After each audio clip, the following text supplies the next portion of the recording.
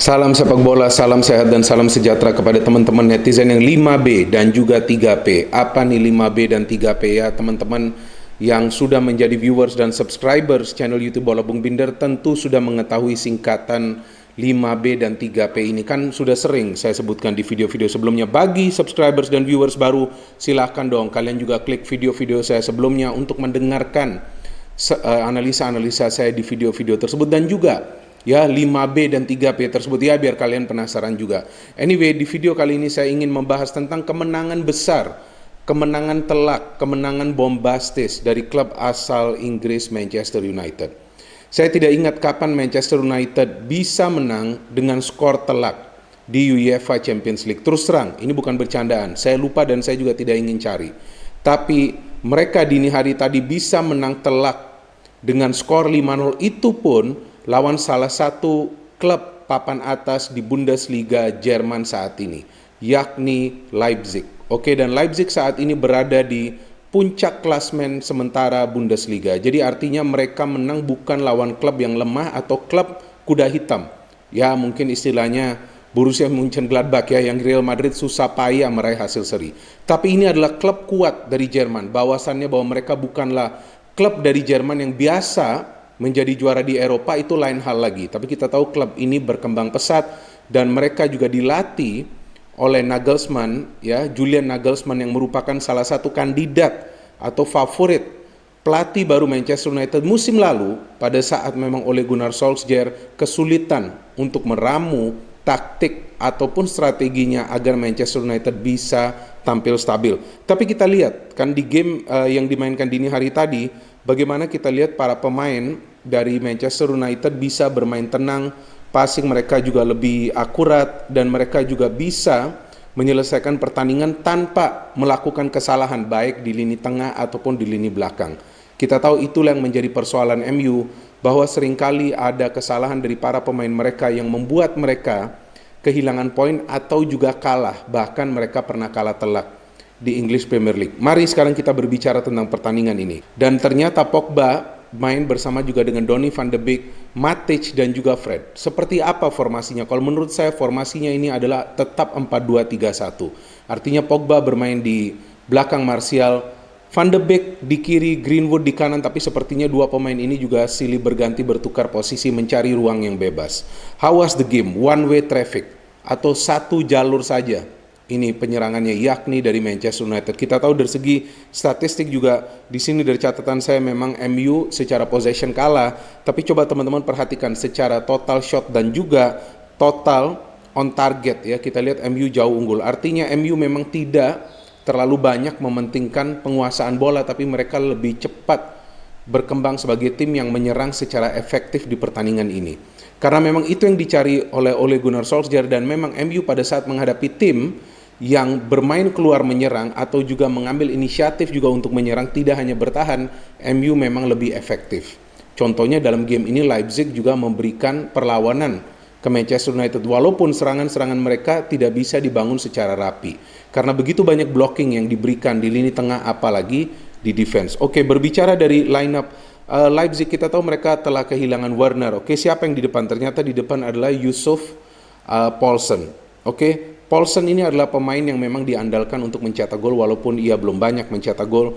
Emil Forsberg bermain di belakang Poulsen. Jadi ini saya kira formasinya seperti 4-1-4-1. Jangan lupa ada Upamecano dan juga ada Konate, dua pemain yang dikategorikan sebagai pemain bertahan yang sekarang sedang berkembang menjadi pemain besar di Eropa ya. Tapi kita lihat di game ini kan mereka tidak berdaya menghadapi gempuran dari Manchester United. Nah, flow of the game ini jelas terlihat dari MU, mereka ingin mencetak gol lebih awal. Dan mereka berhasil melakukan itu saat Pogba melakukan sebuah pergerakan individual dan memberikan passing kepada Greenwood. Sebetulnya bisa saja ia memberikan passing ke Martial ya, sepertinya di kiri luar, tapi ia memilih memberikan through pass kepada Greenwood. Great finishing by Greenwood. And then second half seperti kita lihat bahwa Leipzig keluar menyerang, dan Leipzig ini sepertinya sudah terbaca pola serangannya karena mereka terus membangun serangan ini dari sektor sebelah kiri penyerangan mereka. Ada Angelino di sana, tapi Wan-Bissaka bermain luar biasa di game ini. Oke, sebelum saya membahas lebih jauh ke babak kedua, saya ingat di babak pertama juga Lindelof beberapa kali keluar dari garis pertahanan masuk ke tengah dan melakukan tackling atau juga agresi ke para pemain Leipzig. Siapa? Poulsen dan juga Forsberg. Dua pemain yang memang diandalkan untuk menyerang. Walaupun itu adalah foul, tapi saya kira ini adalah bagian dari taktik Ole untuk melakukan tactical foul jauh dari kotak penalti pertahanan timnya. Jadi itu juga menyulitkan para pemain Leipzig untuk berkembang, membangun serangan. Karena memang dari Leipzig ini kan tidak ada pemain yang bisa diandalkan untuk creative play. Mereka terus-menerus menyerang mengandalkan dua sektor flank. Di mana memang kita tahu dua fullback dari Manchester United, Luke Shaw dan juga Wan-Bissaka, disiplin dalam game ini, mereka tidak selalu keluar dari posisinya. Itu yang sangat menyulitkan Leipzig untuk membangun serangannya, dan saya kira itu yang sudah diantisipasi oleh Ole Gunnar Solskjaer. Kemudian saya melihat atau saya merasa nih, MU sepertinya mengalami deadlock. Unggul 1-0 tapi mereka tidak bisa menambah golnya. Nah, ini bahaya. Bisa jadi Leipzig nih bisa mencetak gol untuk menyamakan kedudukan, bahkan bisa jadi meraih kemenangan kan, karena kan Leipzig bermain lebih terbuka, lebih ofensif di babak kedua. Apakah mereka ada chance? Betul, mereka ada chance dari Konate, tapi De Gea bisa save. Di babak pertama mereka ada chance juga dari Nkunku, tapi kan chance ini juga diperoleh oleh pemain yang dari second line, tengah dan dari belakang.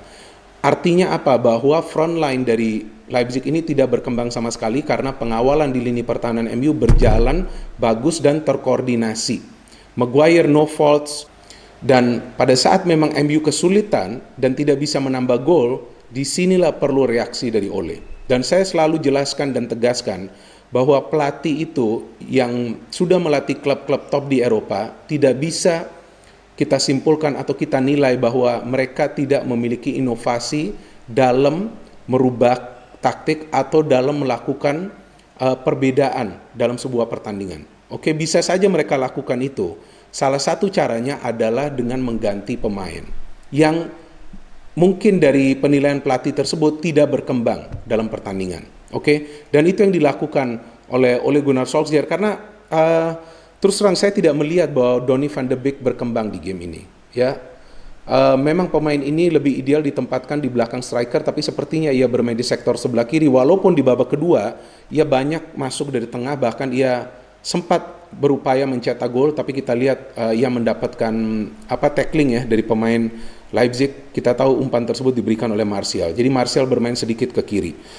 Dan kita lihat pada saat terjadi deadlock, ini saya harus lihat catatan saya ini teman-teman ya, kan saya tidak ingat juga. Ada pergantian pemain yang dilakukan oleh Ole Gunnar Solskjaer. Rashford masuk, oke. Pertama menggantikan Mason Greenwood. Mason Greenwood bermain bagus, tapi sepertinya Ole menginginkan gol. Jadi ia masukkan pemain yang biasa bertindak sebagai goal getter, oke, yakni Marcus Rashford. Setelah itu Bruno Fernandes yang masuk, betul kan? Bruno Fernandes menggantikan Donny van de Beek, dan baru setelah itu kita lihat ada gol yang dicetak oleh MU.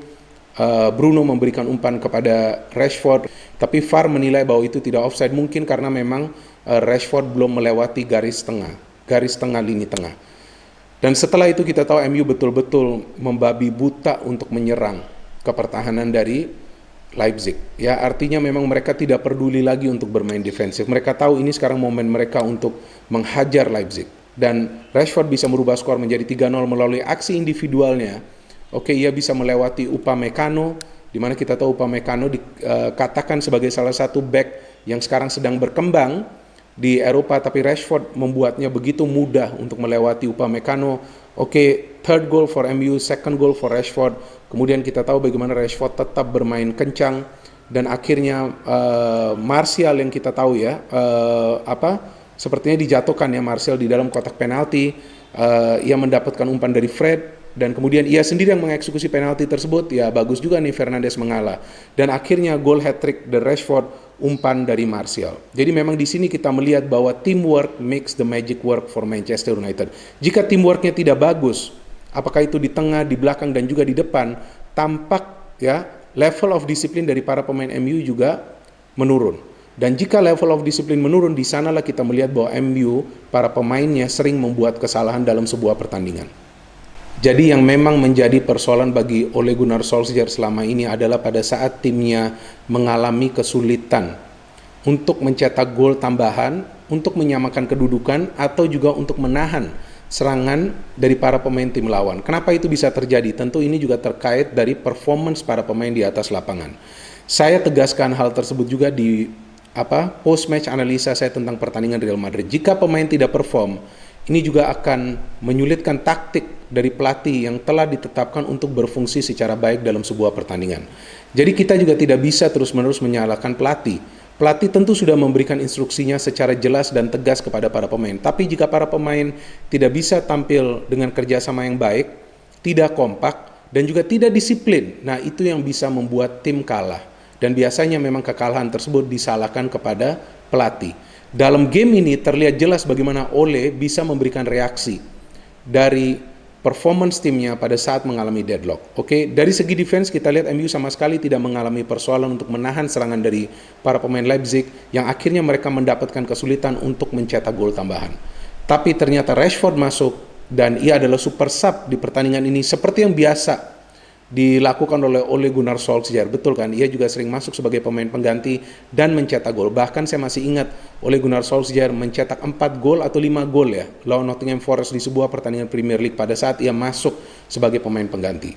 Jadi kita pun harus lebih bijak untuk bisa menganalisa sebuah pertandingan dan lebih memilih untuk meneliti secara mendalam daripada menyalahkan pelatih, pemain, atau juga mungkin para pemain dari tim lawan yang mungkin menyulitkan para pemain dari tim yang mengalami kekalahan. Nah, jadi ketika kita mulai meneliti secara mendalam, maka kita bisa melihat ternyata aspek-aspek yang diperlukan bagi sebuah tim untuk meraih kemenangan itu bukan hanya permainan menyerang, tapi juga kedisiplinan dalam bertahan. MU bermain dengan balance of play di game ini untuk urusan menyerang dan juga bertahan. Pogba efektif, Bruno efektif, Van de Beek oke, dia masih berkembang di Manchester United. Maguire sama sekali tidak ada kesalahan, Lindelof bermain agresif, De Gea hanya 2 save yang saya melihat, tapi 2 save tersebut juga krusial karena Manchester United jika saja kemasukan 2 gol tersebut atau salah satunya lebih awal, tentu akan merubah jalannya pertandingan dan mungkin hasil akhir. No hate, only football, salam sepak bola.